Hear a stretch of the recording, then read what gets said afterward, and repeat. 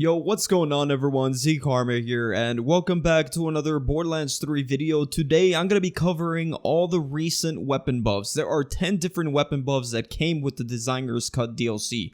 In this video, I'll be reviewing all of these weapons and show you the exact bonuses that they received. But let me tell you, some of these weapons are amazing now. So let's not waste any more time and get straight into it. Starting off, we have the Hornet. This is a dull pistol that is always come as corrosive. It is a world drop, but it can also drop as a dedicated item from Mother of Grogans at the Anvil on Eden 6. The drop rate is around 15%. Anyway, this pistol has never been that great, but with this patch, it received around a 150% increase in damage and also received an increase to the splash radius. This is a really solid buff, and I was just destroying enemies, even when I was not matching elements. It was actually a lot of fun, and I definitely recommend you give it a try. Moving on, we have the Nemesis. This is another dull pistol that can drop as corrosive or fire. It is a world drop, but it also drops as a dedicated item from Mouthpiece, who is located at the Ascension Bluff on Pandora. This one has a 15% drop rate. Anyway, this weapon received a 38% increase in damage, which doesn't really sound like a lot, but when I actually used it, it felt really nice. At first, it felt a little underpowered, but once I got my action skill and anointment, it started destroying enemies on Mayhem 11. Definitely worth using. Next up, we have the Link. This is an Atlas pistol that only comes as kinetic, and unfortunately, it cannot be anointed. It only drops from the Anointed Alpha located at the Anvil on Eden 6 with a 10% drop rate. And really, the fact that it cannot be anointed really makes people not want to use this weapon. It did receive a 57% increase in damage, but just as I thought, it was not that great. I could see huge potential if it could be anointed, but unfortunately, it is very limited as of now. Moving on, we have the Rebel Yell. This is an Atlas assault rifle that deals kinetic damage. It is a world drop, but it also can be a dedicated drop from the Sky Bullies located at the Anvil on Eden 6, with around a 15% drop rate. With this patch, this weapon has received about a 140% increase in weapon damage, which is absolutely nuts. However, upon using this weapon, I did not feel like it was doing anything. It's worth noting that Amara is not the best at single target enemies, but even so, it was very lackluster. Moving on, we have the Ion Laser, which is a Maliwan SMG that drops as any element. It is a DLC number 1 world drop, but it can also drop as a dedicated item from Evil Saint Lawrence, which is located at the Spendopticon. Anyway, with this patch, this weapon has received a 50% increase in weapon damage, and they also received extra projectiles when you stop firing, because with this weapon, whenever you start firing it, as soon as you stop, it'll throw out projectiles, and the longer you fire, the more projectiles it will shoot out. So anyway, when I was using it, it took me a little bit to get used to, and really the trick to using this weapon efficiently is to shoot the laser for about 5 seconds, then stop shooting, and a lot of damage will come from those projectiles it shoots out. Pretty decent weapon, especially a cryo one, because it can easily freeze enemies. Moving on, we have the Shredifier, a Vladov AR that can come as any element. It also shoots extremely fast and has a huge magazine.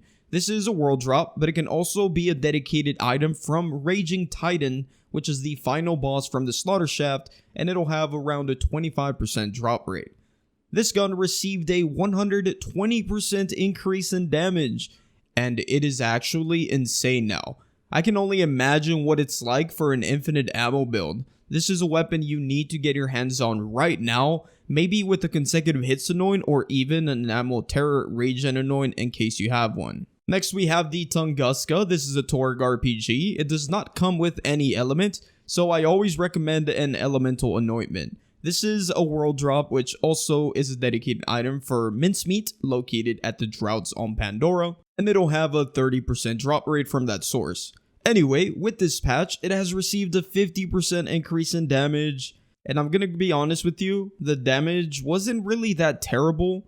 Like, I wasn't having the worst time with it. However, it being a launcher, I would expect it to do much more. Worth noting, I was using Amara, so it could definitely have more potential on Moze.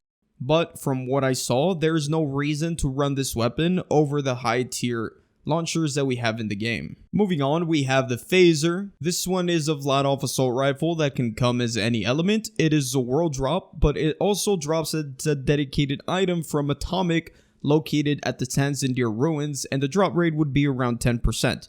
Anyway, this patch has increased the damage of this weapon by 48%, and now this weapon actually destroys. It's definitely no Monarch, don't get me wrong, but it is really strong and really fun to use, especially with the underbarrel shotgun attachment. Let me tell you, that thing is strong. I was destroying badass enemies with that thing. I had a lot of fun using this weapon, and I really recommend you try it for yourselves.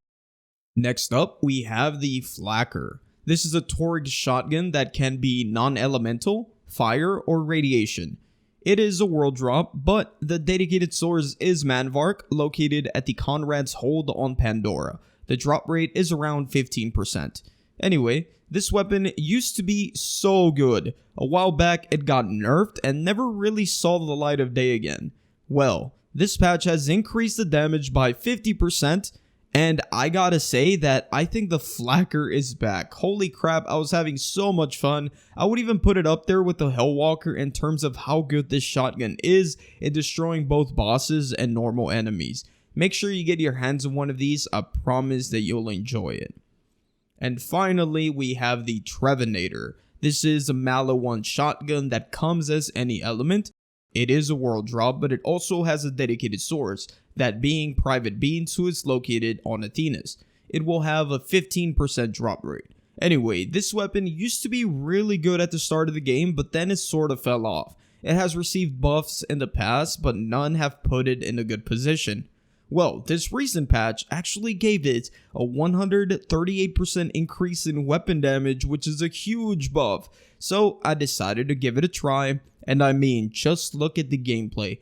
I was having loads of fun. I think this is my favorite buff from this patch. The way this gun shoots is just so satisfying. It's another great shotgun to add to the list of the best shotguns in the game.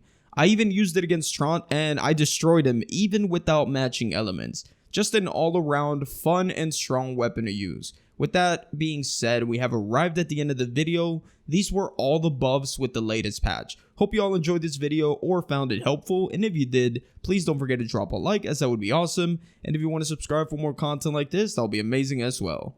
Have a good rest of your day, and I'll see you guys on the next one. Peace out.